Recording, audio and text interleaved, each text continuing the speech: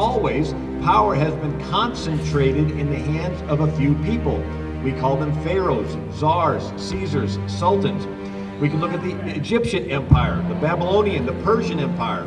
Alexander the Great, who took over his dad's army at 19, and by 30 he conquered the world. Then we had the Roman Empire. Julius Caesar turned the Roman Republic into an empire, concentrated the power. America had this experiment in self-government. Because of 3,000 miles of ocean, we were away from the monarch of England, and we could develop our own self-government, and guess what? It worked.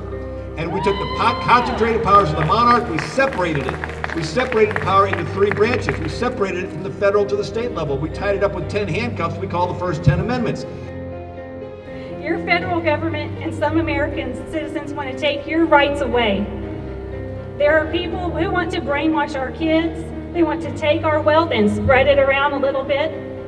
We've lost control of our government. They're taking ownership of the banks and the automobile companies. They're scheming to take away your guns. They're trying to kick God out of our lives. We've lost control.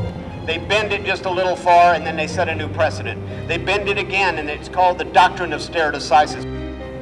They bend it just so far till finally you're at a 90-degree angle and we've got none of our rights.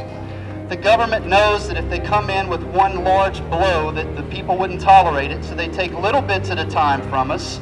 We're much less willing to fight for these things. Now something has happened. We've seen after every crisis, we see a gradual reconcentration of power. In other words, it was good that Lincoln ended slavery, but in the process, he took a lot of rights away from the states and concentrated them in the hands of the federal government.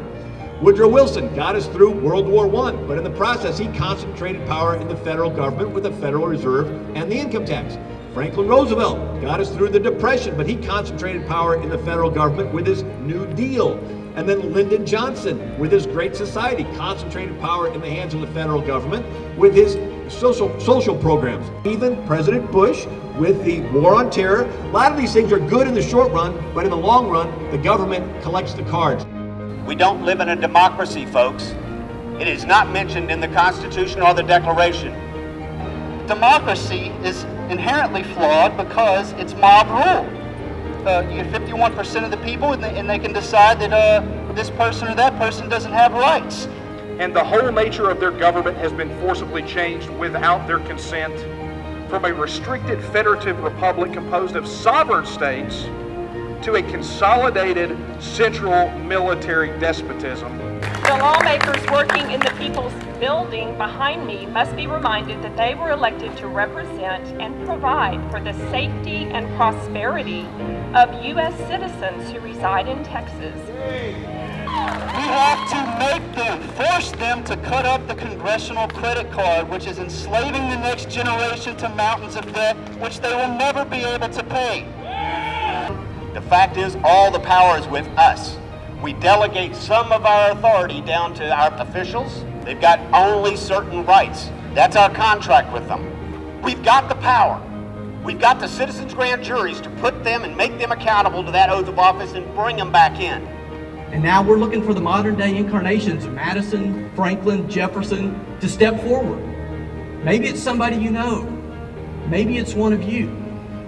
Together we can create a political wind machine like no other. We can all unite for the actions to nullify the unholy unions between the state government and the federal government and the unconstitutional laws and actions. If we can't make them see the light, then we'll make them feel the heat. We the people own this country, not the corrupt politicians who reside in D.C.